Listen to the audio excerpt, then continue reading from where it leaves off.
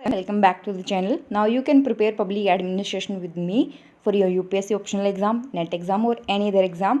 तो आपने अगर अभी तक पब्लिक एडमिनिस्ट्रेशन के लेक्चर आपने नहीं देखे हैं तो चैनल पे विजिट करें, उन सारे लेक्चर को देखें, अपनी प्रिपरेशन को बूस्ट करें।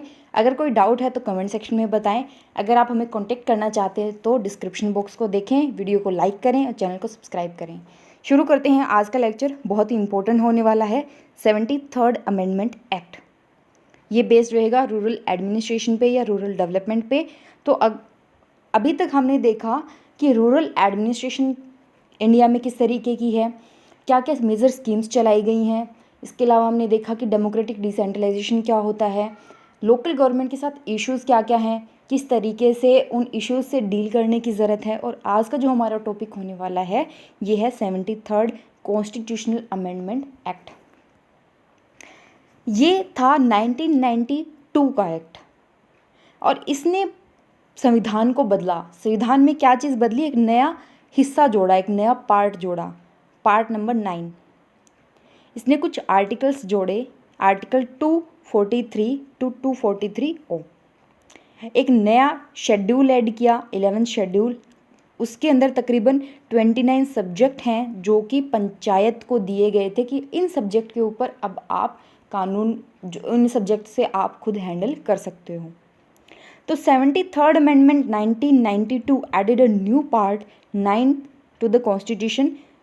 उस पार्ट का नाम है the panchayat and it added article 243 to 243। ये कह सकते हैं कि that part 9 deal with the article 243 to 243O and it also added a new schedule, 11th schedule, covering 29 subjects within the function of panchayat. Now what is the significance of this amendment?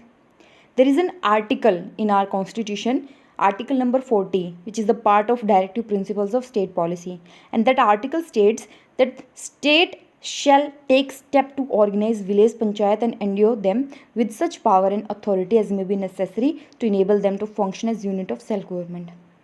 State shall ensure कि बेहतरीन village government, एक तरीके से village panchayat बन सके, उनको powers दी जाए, उनको रिसोर्सेज दी जाएं ताकि वो सेल्फ गवर्नमेंट बन सके या सेल्फ गवर्नेंस कर सकें। The act have upgraded DPSP from non justifiable to the justifiable part of constitution, क्योंकि उस आर्टिकल को उन्होंने क्या किया, कॉन्स्टिट्यूशनल स्टेटस दे दिया। It has put constitutional obligation upon state to enact the panchayati raj act as per provision of part 9। तो आप मुझे ये बताइए कि आर्टिकल 40 ये कौन सी आइडियोलॉजी के अंडर आता है? क्या ये लिबरल आइडियोलॉजी है, गांधीयन आइडियोलॉजी है? ठीक है, तो आप मुझे कमेंट सेक्शन में बताइए कि ये किस में आता है। इसके अलावा 73rd अमेंडमेंट एक्ट के सैलिएंट फीचर्स क्या हैं? सबसे पहले ग्राम सभा। ग्राम सभा लास्ट लेक्चर में मैंने आपको बताया था कि एक जो पंचायत का एरिया है उसके अंदर जितने भी वोटर्स होते हैं वो ग्राम सभा का पार्ट होते हैं। एक्चुअल डेफिनेशन इसकी है कि the gram sabha is a body consisting of all the person registered in the electoral roll relating to a village comprised within the area of panchayat at the village level. ये मत सोचिए कि सिर्फ एक गांव के अंदर जितने वोटर्स हैं वही ग्राम सभा का हिस्सा बनते हैं, बल्कि कई बार क्या होता है कि 2 या 2 से ज़्यादा गाँवों की एक पंचायत होती है। तो उस पंचायत का जो एरिया है वो सारा, उसके अंदर जितने भी रजिस्टर्ड वोटर हैं वो क्या करेंगे, ग्राम सभा का हिस्सा बनेंगे। Further, gram sabha is the only permanent unit in Panchayati Raj system and not constituted for a particular period. ये ध्यान रखिए कि ग्राम सभा परमानेंट होती है। ऐसा नहीं है कि आज मैं ग्राम सभा का पार्ट हूँ कल नहीं हूँ। जब तक मेरे पास वोट देने का अधिकार है तब तक मैं ग्राम सभा का पार्ट हूँ, अगर मैं रूरल एरिया के अंदर रहती हूँ। ठीक है। Although it serves as a foundation of panchayati raj, yet it is not among the 3 tier of the same. अब वो देखते हैं कि ग्राम सभा या जो 3 टियर की हम बात कर रहे हैं ये होते क्या, आने वाली स्लाइड्स के अंदर हम देखेंगे। The power and function of gram sabha are fixed by the state legislature by law. 3 tier, 3 tier या 3 लेवल पे पंचायत सिस्टम डेवलप किया गया है। पहला विलेज लेवल, दूसरा इंटरमीडिएट लेवल और तीसरा डिस्ट्रिक्ट लेवल। ठीक है। This provision brought the uniformity in the panchayati Raj structure in India. कुछ स्टेट को ये छूट दी गई थी, या कह सकते हैं जिन स्टेट के पास 20 लाख से कम पॉपुलेशन है, they were given an option to not to have the intermediate level, जिनकी पॉपुलेशन 20 लाख से कम है उनको ये छूट दी गई थी कि आप सिर्फ विलेज लेवल और डिस्ट्रिक्ट लेवल रखिए, इंटरमीडिएट लेवल आप ना रखें तो चलेगा। All the member of these 3 levels are elected, but जो चेयरमैन होते हैं they could be indirectly elected for the intermediate and district level. Village level पे जो चेयरपर्सन होता है जिसको आप सरपंच बोलते हैं वो डायरेक्टली इलेक्टेड होता है, लेकिन वो इनडायरेक्टली इलेक्टेड भी हो सकता है अगर स्टेट गवर्नमेंट ने ऐसा प्रोविज़न बना रखा है तो। ठीक है, यहाँ तक क्लियर। आगे बढ़ते हैं, रिजर्वेशन की बात करते हैं।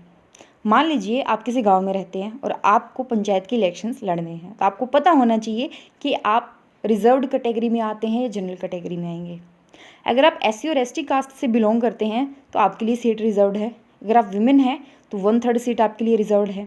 ठीक है, and there has been an amendment bill pending that seeks to increase reservation for women to 50%। ये पेंडिंग है अभी भी।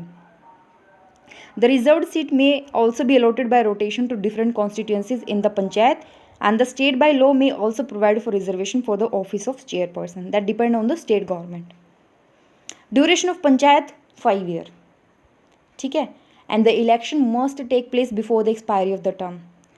अगर मान लीजिए कि पहले डिसॉल्व कर दी गई पंचायत को, 5 साल पूरे होने से पहले डिसॉल्व कर दी गई, तो वो जितना पीरियड बचा है वो 1 साल का 2 साल का जितना भी, मान लीजिए 2020 के अंदर इलेक्शन होते, जनवरी 2020 में इलेक्शन हुए और दिसंबर 2020 के अंदर वो पंचायत को डिसॉल्व कर दिया गया। 5 साल के लिए चुनी गई थी, यानी 2025-24 तक उसका इलेक्शन चलना था, 24 तक। अब क्या हुआ, वो पहले डिसॉल्व कर दी गई, तो आगे जो पंचायत चुनी जाएगी वो सिर्फ बचे हुए 4 साल के लिए ही काम करेगी, यानी जो 5 साल का पीरियड है ये फिक्स रहेगा। In that case the election must take place before expiry of 6 month of dissolution. ये ध्यान रखना होगा आपको कि अगर डिसोल्यूशन हो भी रहा है तो आपको 6 महीने पहले, ये एक्सपायरी जो हो रही है 5 ईयर पंचायत की, उससे 6 महीने पहले आपको इलेक्शन करवाने होंगे। डिस्क्वालिफिकेशन, आर्टिकल 243F डील करता है डिस्क्वालिफिकेशन से। ये ध्यान रखना, क्वालिफिकेशन क्या है। सबसे पहले अगर आप MLA बन सकते हैं, if you are qualified to become an MLA then you are qualified to become the member of panchayat, but आपकी मिनिमम एज कितनी प्रिस्क्राइब की गई है, 21 ईयर। नाउ टेल मी कि MLA की मिनिमम एज क्या है, क्या वो 25 ईयर है, 21 ईयर है, 18 ईयर है या 30 ईयर है। कमेंट सेक्शन में बताइए कि MLA के लिए, यानी अगर आप अपनी स्टेट की लेजिस्लेटिव असेंबली में इलेक्शन कंटेस्ट करना चाहते हैं तो आपकी मिनिमम एज क्या होनी चाहिए। Further the disqualification criteria are to be decided by the state legislature by law. Finance commission, funds देने ज़रूरी है, उनको पैसा देना ज़रूरी है, तो स्टेट गवर्नमेंट एक फाइनेंस कमीशन अपॉइंट करती है। ये ध्यान रखिएगा, एक यूनियन गवर्नमेंट का जो फाइनेंस कमीशन होता है वो इंश्योर करता है कि स्टेट गवर्नमेंट को कितना पैसा मिलेगा, और स्टेट गवर्नमेंट जो अपॉइंट करती है फाइनेंस कमीशन वो इंश्योर करती है कि लोकल गवर्नमेंट को कितना पैसा मिलेगा। Which shall review the financial position of panchayat and to make recommendation on following: distribution of the taxes, duties, toll, fees etc. levied by the state which is to be divided between the panchayat. दूसरी, allocation of proceeds between various tier and taxes, toll, fees assigned to the panchayat. In 3 issues पे deal करता है state का जो finance commission होता है। Power and function की बात करें तो 11th शेड्यूल डील करता है। ठीक है, स्टेट लेजिस्लेचर को कानून बनाने की ज़रूरत थी, ये प्रोविज़न एक्ट में डाला गया था, अमेंडमेंट एक्ट के अंदर, 73rd अमेंडमेंट एक्ट के अंदर, that the state legislature are needed to enact law to endure powers and authority to panchayat and to enable them function of local government. 11th schedule enshrines the distribution of power between state legislature and the panchayat. अगर आपको पता करना है कि 11th schedule में क्या क्या है तो एक बार गूगल कर लीजिएगा, 29 जो सब्जेक्ट हैं वो आपको मिल जाएंगे। आप उनको समझिए कि मोस्टली जो है वो एग्रीकल्चर या लोकल जो इश्यूज होते हैं उनसे डील करने की पावर किसको दी गई है, पंचायत को दी गई है। The state legislature can authorise the panchayat to collect and appropriate suitable local taxes and provide grant in aid to the panchayat from consolidated fund of the state. Audit of accounts. State government can make provision for the audit of account of the panchayat. Elections की बात करें तो 243K ये इस article के अंदर election से deal करता है। And the article provide for constitution of state election commission in respect of panchayat. The state election commission would have the power to supervise, direct and control the election of panchayat and also prepare the electoral rural. Electoral roll, ठीक है। तो state election commission ensure करता है local government के elections को, और जो state government के इलेक्शंस होते हैं, एमएलए के इलेक्शन, वो देखता है आपका जो यूनियन आपका इलेक्शन कमीशन होता है, वो यूनियन तो नहीं बोल सकते, फेडरल वर्क करता है वो। If there is a dispute in the panchayat election then court have new jurisdiction over them. ये आपके प्री के अंदर, ये आपका जो एमसीक्यू है उनमें भी काम आ सकता है, ये ध्यान रखिएगा कि पंचायत इलेक्शन में अगर कोई डिस्प्यूट होता है तो कोर्ट्स की उसके ऊपर कोई भी जुरिस्डिक्शन नहीं है।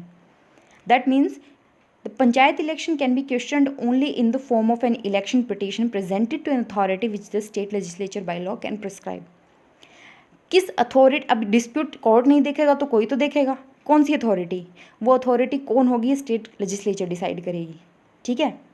Election commissioner for this reason is to be appointed by the governor. जो स्टेट इलेक्शन कमीशन होता है ना, उसका जो इलेक्शन कमिश्नर्स होते हैं वो गवर्नर अपॉइंट करता है। And the terms and condition of the office of election commissioner have also to be decided by the governor. जैसे जो इलेक्शन कमीशन हम पढ़ते हैं, जो कॉन्स्टिट्यूशनल बॉडी है, उसमें प्रेसिडेंट अपॉइंट करता है। जो स्टेट इलेक्शन कमीशन होता है उसमें उनके इलेक्शन कमिश्नर्स को कौन अपॉइंट करता है, गवर्नर अपॉइंट करता है, और उनकी टर्म्स एंड कंडीशन भी डिफाइन करता है। बात करें, ये तो थी जो जहाँ पर स्टेट हैं। अब जहाँ पर यूटीज़ हैं, यूनियन टेरिटरी हैं, वहाँ पर किस तरीके से ये प्रोविज़न लागू होता है या 73rd अमेंडमेंट एक्ट लागू होता है। Provision of panchayat shall be applicable to the union territory in the same way as in the case of state. ऐसे ही लागू होंगे जैसे स्टेट के लिए प्रोविज़न बनाए गए थे। But the president bye a public notification may make any modification in the application of any part. President को लगता है कि चंडीगढ़ के अंदर पर्टिकुलर चीज़ लागू नहीं होनी चाहिए 73rd अमेंडमेंट एक्ट से रिलेटेड, तो वो नोटिफिकेशन के थ्रू ऐसा कर सकता है, ठीक है। ये पावर किसको दी गई है, प्रेसिडेंट को ही दी गई है। तो यहाँ पर हम अपना रूरल डेवलपमेंट का टॉपिक ख़त्म करते हैं। अगले टॉपिक में हम डिस्कस करेंगे अर्बन एडमिनिस्ट्रेशन को। टिल देन ख्याल रखिए अपना, and don't forget to subscribe the channel, like the video, comment and stay healthy. Thank you.